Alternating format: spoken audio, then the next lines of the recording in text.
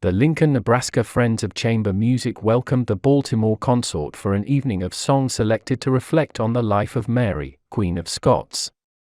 This was the first concert played by the group in about 20 months, due to pandemic restrictions. The Baltimore Consort was founded in 1980 to perform the instrumental music of Shakespeare's time. Queen Mary's life was a whirlwind of romance, deceit, political maneuvering, and the long, treacherous, and dangerous Catholic-Protestant feud. The program featured music that Mary might have heard during periods of her life, from her childhood and court life in France to her Scottish dominion. Her earliest life in Scotland was portrayed with gowns a gay, describing a sunny May garden. Her Scottish identity was conjured in a Scots tune. The songs selected to represent Mary's early and later time in Scotland were easily recognizable for their Gaelic flavor, and in some instances, by a certain Presbyterian somberness. The songs representing Mary's childhood and youth in the French court were full of life, love, dance and parties. There were several dance pieces, both folk and court. A suite of branles by the great dance master, Thoinart Arbo, 1519–1595, had an infectious rhythm causing feet to tap throughout the auditorium. Songs by Pierre de Ronsard were part of the French reflections of Mary's life. Ronsard was important because, during his creative life, his goal was to create timeless masterpieces in French, though they often ended up imitating ancient texts instead. The French songs were translated in the program and the lyrics reinforced the French penchant for passion, love, desire, nature, youth and, above all, fun. A group of 3 lute-dominated songs were programmed to musically represent Mary's personal secretary and possible love interest, David Riccio, who may also have been a spy for the Roman Pope.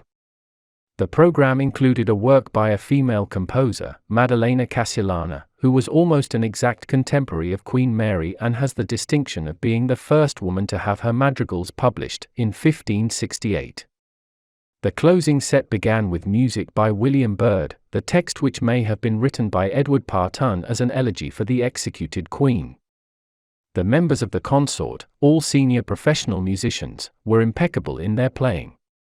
Ron McFarlane excelled in the lute pieces, demonstrating excellent, accurate fingering with minimal string sliding.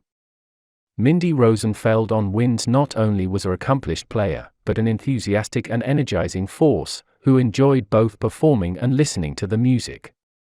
Guest viol player Joanna Blenduff was solid and focused.